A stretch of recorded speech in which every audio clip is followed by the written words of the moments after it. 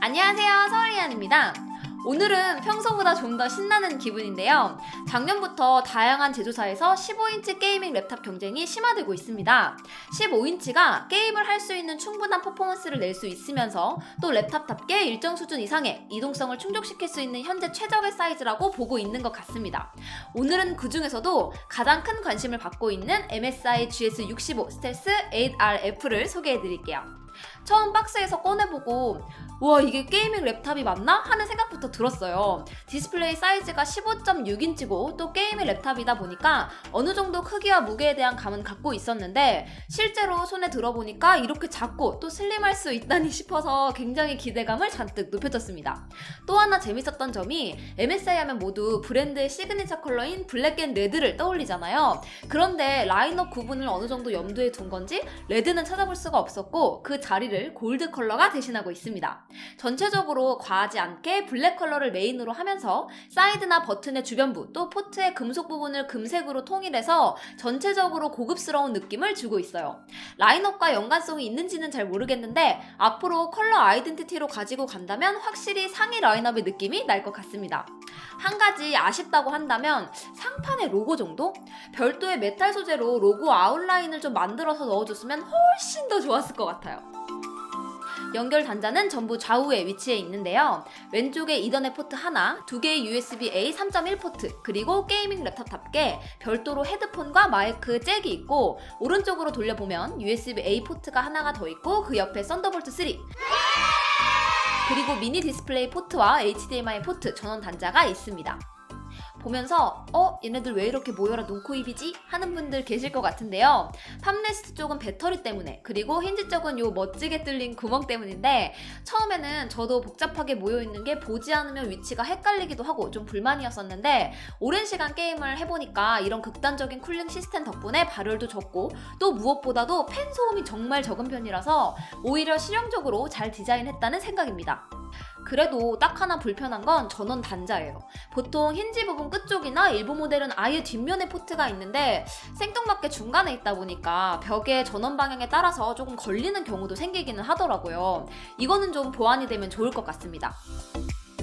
상판을 열어보면 광활한 디스플레이가 먼저 보입니다. 좌우와 위쪽 베젤을 정말 얇게 처리해서 15.6인치인데도 전체 사이즈를 많이 작게 만들 수 있었습니다. 그나저나 베젤이 이렇게 얇은데도 어떻게든 웹캠을 위쪽으로 넣으려고 한 건 진짜 칭찬할 만해요. 그냥 어떻게 쓰든지 나는 모르겠다 하고 아래쪽에 넣는 경우도 있는데 이런 고집은 참 좋은 것 같습니다.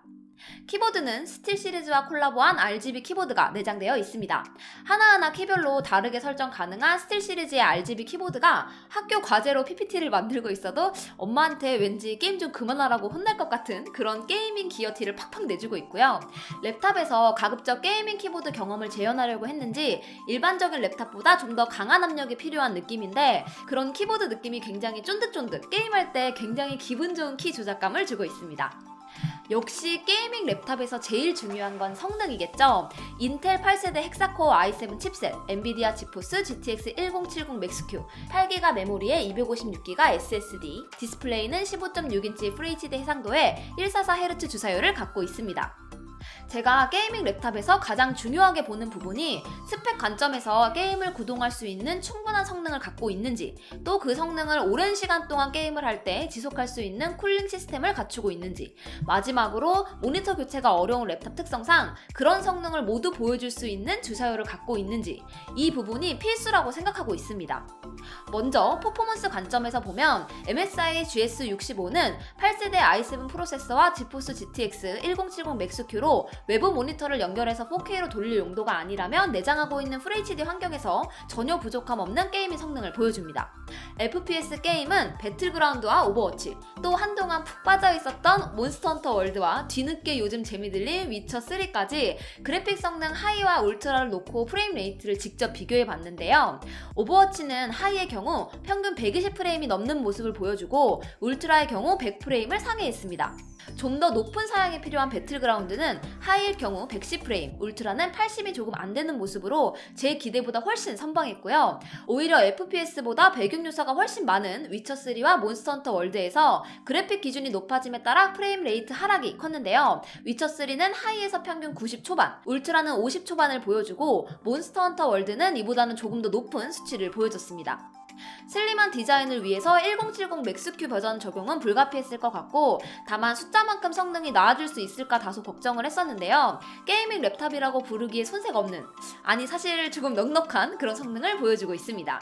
그리고 앞서 옆면까지 침범한 쿨링 시스템에 대해 잠깐 보여드렸는데요. 키보드 상단 부위는 앞뒤 좌우를 다 뚫어버려서 오랜 시간 부하가 걸리는 게임에 최적화된 쿨링 시스템을 적용하려는 노력이 보입니다.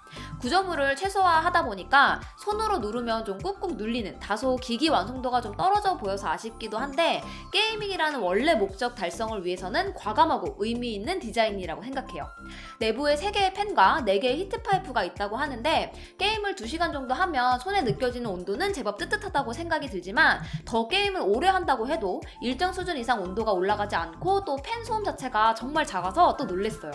퍼포먼스를 오랫동안 유지시켜주기 위한 쿨링 시스템 측면에서도 신경을 많이 쓴 느낌입니다. 마지막으로 이렇게 성능 좋은 결과물을 모니터로 잘 볼 수 있어야겠죠? 15.6인치의 IPS 패널을 사용하는데 컬러나 시야각 같은 기본 디스플레이 성능이 아주 뛰어나고 하나 진짜 놀랐던 게 저는 밝기가 정말 밝아서 놀랐어요. 최대 밝기로 놓으면 다른 랩탑 대비해서도 유달리 밝은 느낌입니다. 그리고 보통의 랩탑이 60Hz인 반면 144Hz 지원으로 앞서 말씀드린 게임의 프레임 레이트를 그대로 받아서 보여주기 때문에 확실히 부드러운 화면과 에임을 가능하게 해줍니다. 앞서 말씀드린 아쉬운 점 외에도 가장 부족하다고 생각하는 부분이 확장성에 있어요. 저는 랩탑에서 확장성의 중요성이 정말 높다고 생각하거든요. 출고될 때 게이밍 랩탑으로서 갖춰야 되는 3박자는 정말 잘 갖추고 있고 또 내부에 갖고 있는 2개의 NVMe 지원 SSD 카드 슬롯이나 2개의 램 슬롯 등 정말 확장에 대한 준비는 되어 있는데도 불구하고 개인이 업그레이드를 하려면 합판을 분해를 하고 또 거기서 메인보드를 완전 분리해서 뒤집어줘야 해당 슬롯이 보이게 되어 있습니다.